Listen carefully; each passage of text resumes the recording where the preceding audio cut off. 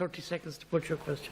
Minister, I want you to answer both on individual instances and on a general principle, which is whether companies who get public contracts and then are in breach of the law, in breach of fire safety standards, fail to comply with properly with the tax code, whether they should be banned forever from getting public contracts. I'll go into the details a bit more, but before the summer break, I brought up with you the issue of the refurbishment of Dolphin House and the failure, in my opinion, to comply properly with the tax codes there.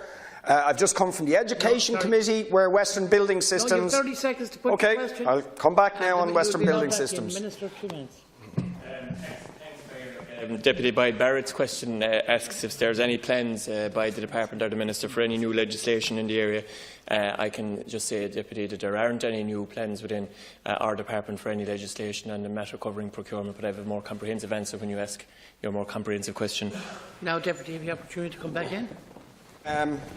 On July the 5th, I came in here and pointed out that there were workers who had been working on a public contract for Purcell is the developer, subcontractor Rapid Developments, where the workers have been employed since April or May, still have not received a payslip. Still.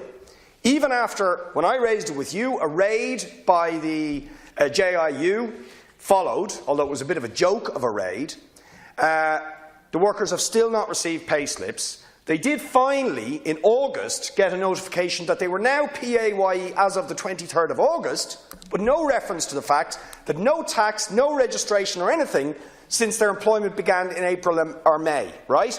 This is flagrant breach of the law.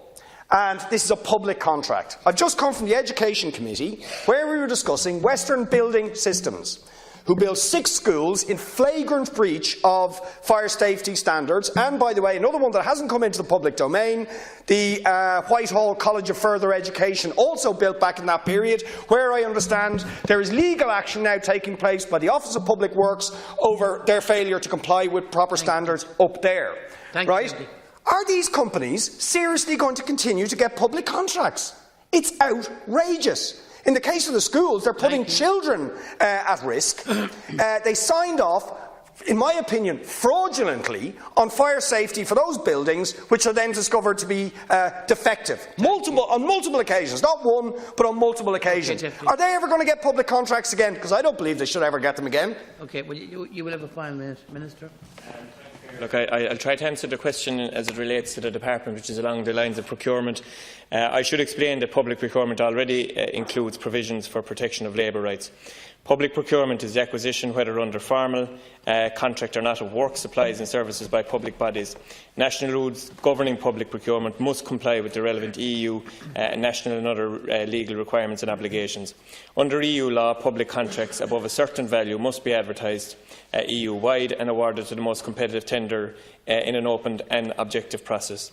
The aim of European and national rules is to promote an open, competitive and non-discriminatory public procurement regime which delivers best value for money. Public procurement procedures require applicants to meet certain standards when applying for public contracts. In this regard, applicants are required to make declarations in relation to their financial standing, their legal standing and in relation to the payment of taxes and social contributions. They must also be compliant with relevant labour law. Prior to the award of a public contract, the successful applicant is required to produce a current tax clearance cert from the Revenue Commissioners. The management of the tendering process for a public contract is a matter for each contracting authority. It is the responsibility of each authority to ensure that the tenders comply with all requirements of the process. Once awarded, the conditions of the public works contracts require the contractor, regardless of whether they are employees of the contractor or subcontractors, and the hours worked by them to be protected. Where requested, the contractor must also provide details of the payments made to those on site, and where the contractor fails to comply with their obligations under the Contract or Employment Law, deductions may be made. I just finished at this Cathaoirleach. Enforcement of tax, social welfare and employment laws are matters for the relevant state authorities, including the Workplace Relations Commission, the Department of Employment Affairs and Social Protection and the Revenue Commissioners. And I understand, Deputy Boyd Barrett, just in relation specifically to the area of construction, I understand that the matter that you were raising, or it may be a related matter is under consideration by our colleague Minister Breen, and I certainly bring your question to his attention. Final contribution, Deputy Boyd Barrett. I mean, it's a fairly scripted answer, right, telling me really what we already know.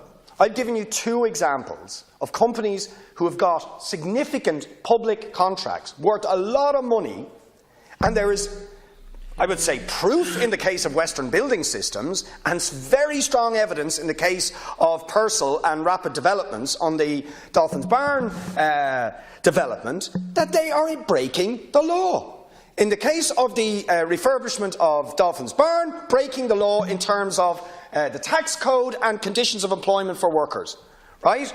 Still, after a raid actually took place, and it's still happening, and the workers still haven't got pay slips, and the employer is now trying to tell them they were only employed on August 23rd, when they can show you pictures of cheques they received from this company back in May, right? This is breaking the law. And I'm asking, companies who are found guilty of that, are they still going to continue to get public contracts that are going to be taken off them? Or in the case of the Western Building Systems, building schools and building rapid build houses out in Poppintree, God knows what they're like in terms of fire safety, Temple Street, extensions to Beaumont Hospital, all of these things they built, and we've known for at least 2 years that they were in flagrant breach of fire safety standards in terms of the buildings they were building. Are they going to get more public contracts? Final comment, 1 minute. Here, look, the question that Deputy Boyd Barrett is after asking now is completely different to the. It is Sorry, just so for the benefit of the House, to ask the Minister for Public Expenditure and Reform his plans for new legislation. Now, Deputy Boyd Barrett, you've raised a series. You let me answer. You've raised a series. I'll continue to read the rest of it. Proper wages and conditions for workers and full tax compliance, with a particular emphasis on bogus self-employed for all public contracts, and if you will make a statement on the matter. No details supplied. No details in relation to the contracts that you've called out. If there are specific issues that you've raised, and you've just read them into the record of the House, the Department of Employment can be notified of the specific situations that you have identified.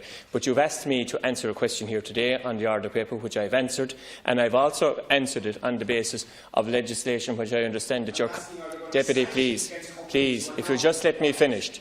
You are also asking it in the context, I presume, of legislation that yourself and your colleagues have proposed, which my department have serious concerns in relation to the legality of it, and which has been communicated as well by the Attorney-General.